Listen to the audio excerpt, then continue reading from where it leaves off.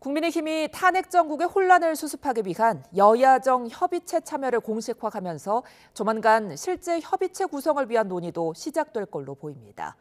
다만 참여 범위와 운영 방식 등을 둘러싼 막판 삿바 싸움도 예상되는데요. 국회 연결해 알아봅니다.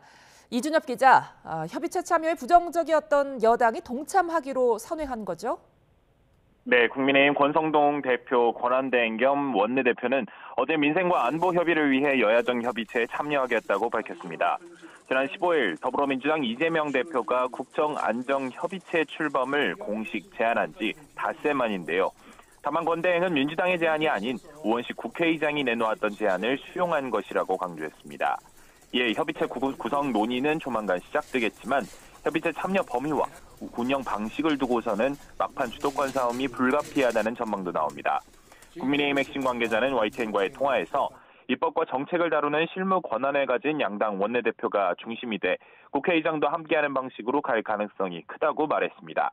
반면 민주당 관계자는 아직 공식 협상 테이블이 열리지 않은 만큼 여당의 입장을 들어보고 판단할 계획이라고 전했습니다. 이에 대해 우 의장 측은 여야가 손을 맞잡는 것이 최우선이라고 보고 협의체 형태는 유연하게 가져갈 수 있다는 입장입니다. 협의체에선 양곡법 등 한덕수 대통령 권한대행이 제2요구, 즉 거부권을 행사한 6개 법안이나 국방부 행정안전부 장관 임명 문제, 추가경정예산 편성 등이 주요 의제에 오를 가능성이 있습니다. 이런 가운데 다음 주 초 발표될 것으로 보이는 국민의힘 비상대책위원회는 새로 오는 비대위원장이 권성동 원내대표와 권한을 나눠 갖는 투톱 체제로 가닥이 잡히는 기류입니다. 국민의힘 원내 핵심 관계자는 YTN과의 통화에서 권 대행이 비대위원장을 맡는 원톱 의견도 적지 않지만 이 경우 업무 과부하를 우려하는 목소리가 높다고 전했습니다. 그런가 하면 민주당은 한덕수 대행에 대한 압박을 이어가고 있죠? 네, 한덕수 대행이 내란죄 일반특검법과 김건희 여사 특검법을 수용하고 국회 몫의 헌법재판관 후보도 추천 즉시 임명해야 한다는 요구인데요. 민주당은 양대 특검법의 거부권 행사가 가능한 오는 31일까지 마냥 기다리진 않겠다며 서둘러 공포하라고 촉구했습니다.